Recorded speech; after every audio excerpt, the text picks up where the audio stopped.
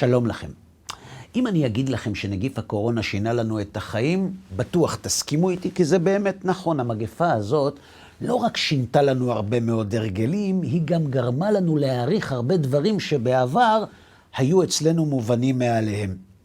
אלה חברים שכבר עכשיו ברור שגם אחרי שהנגיף הזה ייעלם לנו מהחיים, אנחנו נמשיך לדבר עליו לא פחות, ולא רק בגלל ההשפעה העצומה שהוא השפיע על הנפש שלנו.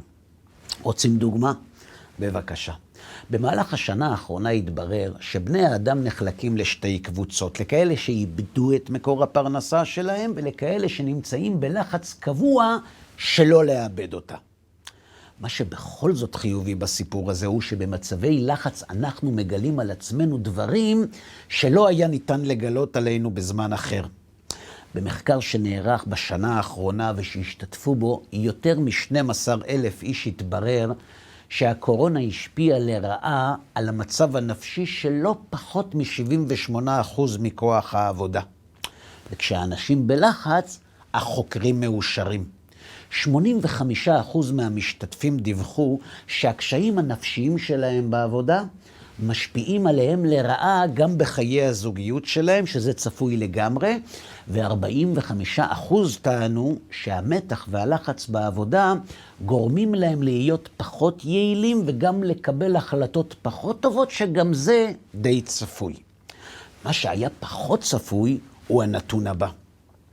68% מהנשאלים אמרו שהם יעדיפו לשוחח על הקשיים הנפשיים שלהם עם רובוט ולא עם המנהל שלהם, ו-80% מהנשאלים לא שללו את האפשרות לפנות לבינה מלאכותית כדי להתייעץ וליטול ממנה עצה. כלומר, רוב מכריע של העובדים הלחוצים יעדיפו לדבר על המתחים שלהם עם מכונה ולא עם בני אדם.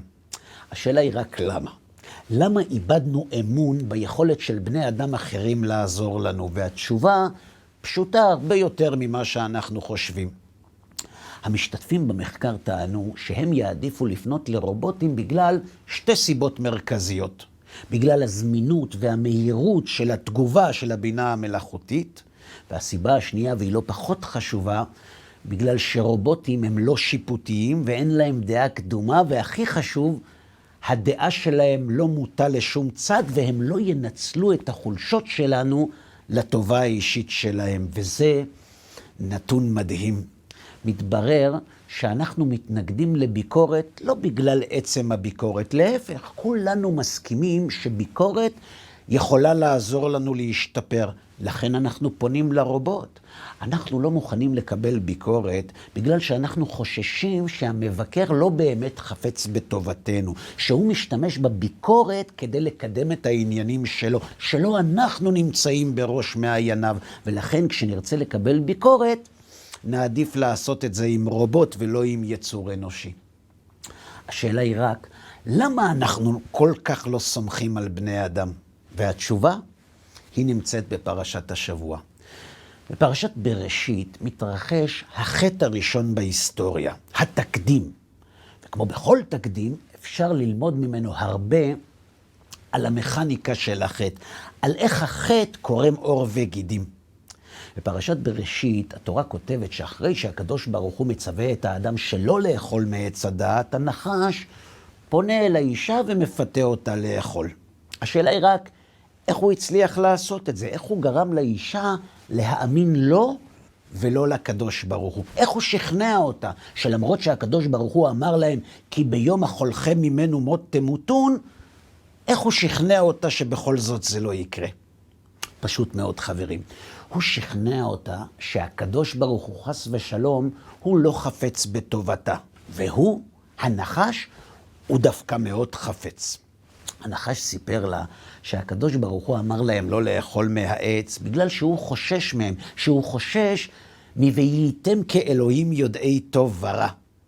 אני אומר לה הנחש, אני אין לי נגיעות אישיות, אני רובוט, אצלי אין שיפוטיות, לכן כדאי לך להקשיב לי, לי אין אינטרסים. ואז זה קרה.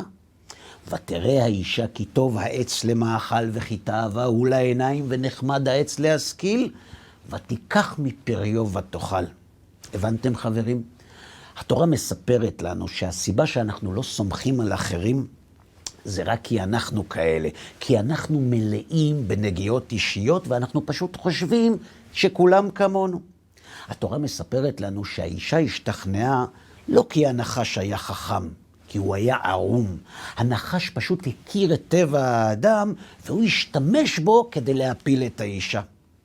כל מה שהנחש עשה, זה לגרום לאישה להתקרב אל העץ. ואז כשזה קרה, היא פתאום גילתה שהעץ דווקא נחמד, ושהוא תאווה לעיניים. וכשזה קרה והיא התאוותה לאכול ממנו, הדרשה של הנחש פעלה את פעולתה.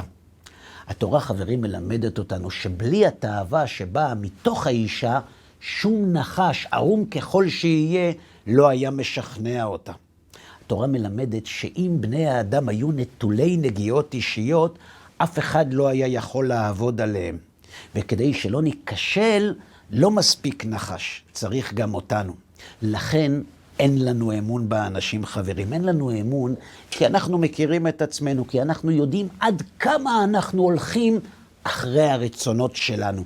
לכן אנחנו מעדיפים רובוטים על בני אדם, בגלל הטראומה של עץ הדעת. פרשת השבוע, חברים, התורה מלמדת אותנו שכמו שהכישלון תלוי בנו ובנגיעות שלנו, בדיוק ככה הצלחה. התורה מלמדת שאם ננצח את הנגיעות האישיות שלנו, שום נחש לא יצליח לנצח אותנו. כבר לא נחשוש מאחרים שהם מייעצים לנו מתוך נגיעות אישיות, וגם לא נדחה על הסף את הביקורת שלהם, וכך הביקורת תהפוך לכלי בונה ולא לכלי משחית. אתם בטח שואלים, ומה בקשר לאינטרסים של אלו שמבקרים אותנו? אז ככה, מי שהצליח לתקן את הנגיעות האישיות שלו, לא אכפת לו למה מעבירים עליו ביקורת. הוא פשוט מתייחס לדברים לגופם, וכשהוא מזהה שהם נכונים, לא אכפת לו למה אמרו לו אותם, אלא האם הם נכונים. הבנתם, חברים? אנשים נטולי נגיעות אישיות, גם כשהם בלחץ, הם לא הולכים להתייעץ עם רובוטים, אלא דווקא עם בני אדם. בחטא עץ הדעת התורה מלמדת שאם חורבן האדם הם הנגיעות האישיות שלו, סילוק הנגיעות האישיות הוא תיקון האדם. ועוד מילה לסיום, אם לא השתכנעתם ואתם בכל זאת מעדיפים להתייעץ עם רובוט כי דעתו לא מוטה, כדאי שתדעו שאת הרובוט יצרו אנשים בעלי נגיעות אישיות ודעה שיפוטית ומוטה. ולכן גם אם הרובוט לא מגלה לכם את זה, גם הוא לא נטול נגיעות אישיות, אלא שהנגיעות האישיות של הרובוט הם לא שלו, הם של אלו שיצרו אותו. שבת שלום.